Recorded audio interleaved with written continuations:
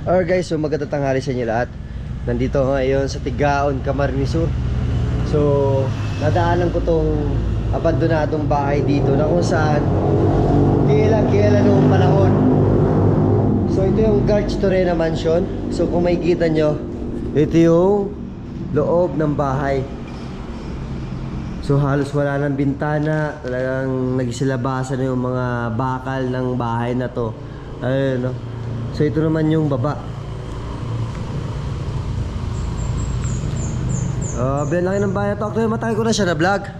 So siguro mga 2 years na nakaraan sa nung na-vlog ko tong lugar na to. Pero ngayon nadaanan ko, nakita ko bagong linis yung paligid niya.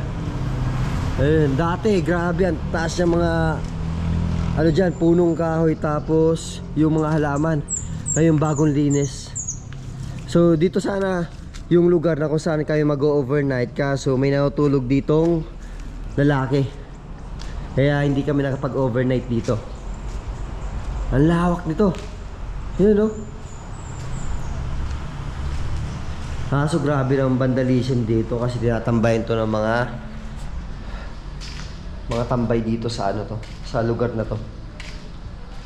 So akitin natin para makita natin yung taas. So dito pag dumaan ka dito may halaman na.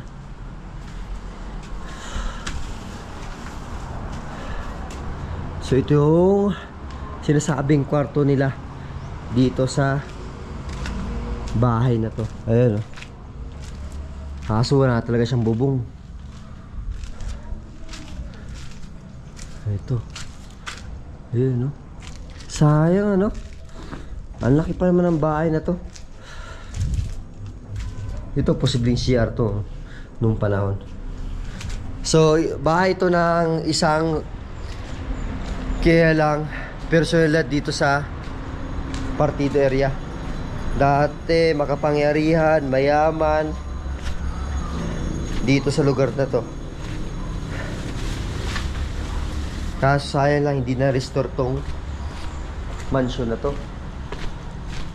So dito naman sa baba, dito nyo matatagpuan yung parking area.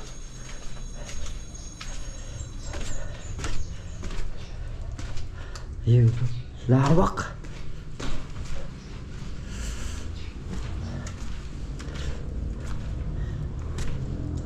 Ayun, di ko alam kung anong purpose itong loob nito.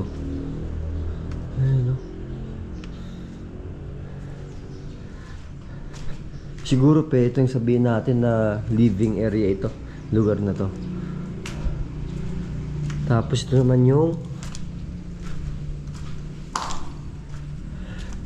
parking area. So malaking pinto. Tapos dito magpa-parking yung sakyan. Kasi doon galing yung gate. Sabihin natin ano siya, kalsada, tapos dito papasok yung kotse. So dito ito yung parking area nila. Tapos doon yung main door. Ang ganda ng pagkaset at ng bahay na to noong panahon. Parang nakikita niyo sa pelikula. So ito naman siguro ito yung guardhouse. Diba? Kasi doon pala yan. Tapos doon, hindi ako makapunta doon kasi medyo may mga halaman na. Meron dyan parang ito yung sinasabi na may tunnel daw dito sa ilalim. Yan, sa unahan na yan. Na kung saan yung tunnel, pagpasok yan, tatagos doon sa tulay ng Tigaon. So hindi ko lang exactly alam kung anong tulay dito sa Tigaon. Pero pag pumasok doon kayo doon sa may tunnel, tatagos kayo doon sa tulay. Yun yung mga kwento dito sa lugar na to.